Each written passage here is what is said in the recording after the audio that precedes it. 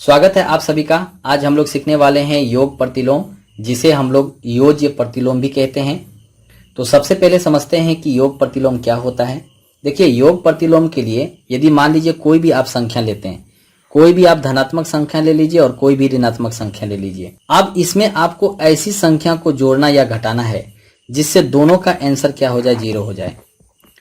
तो यदि ये धनात्मक संख्या है तो ऐसा कौन सा संख्या आप इसमें जोड़ेंगे या घटाएंगे जिससे इसका आंसर आपको जीरो प्राप्त हो जाए।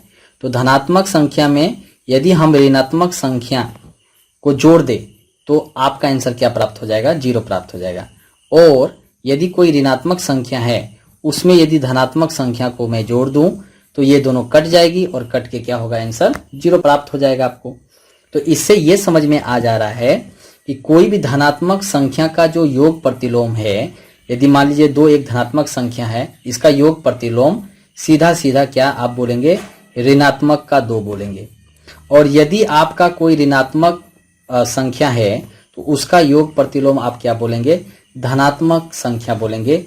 यानी कि जब भी आपको योग प्रतिलोम निकालना है तो आपको कुछ नहीं करना है, धनात्मक का ऋणात्मक लिख देना है और ऋणात्मक का क्या लिखना है, धनात्मक लिख देना है।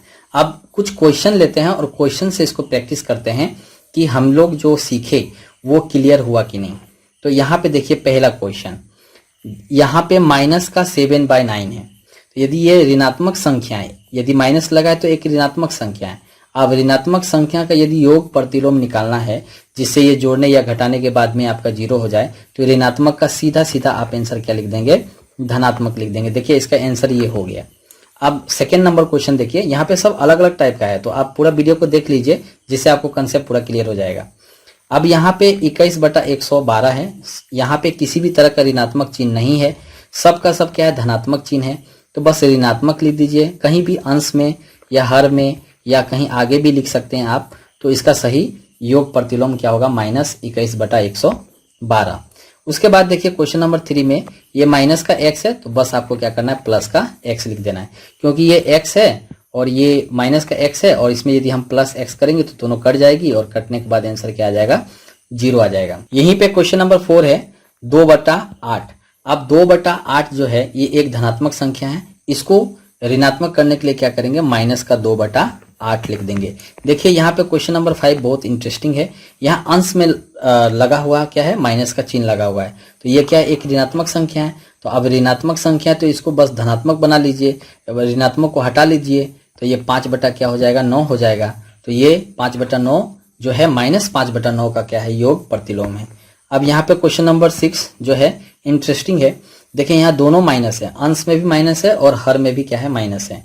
तो सबसे पहले आप जो माइनस चिन्ह है उसको काट लीजिए, ये माइनस माइनस कट गया तो ये बच गया कितना, 6/9। अब ये 6/9 है, ये एक धनात्मक संख्या है।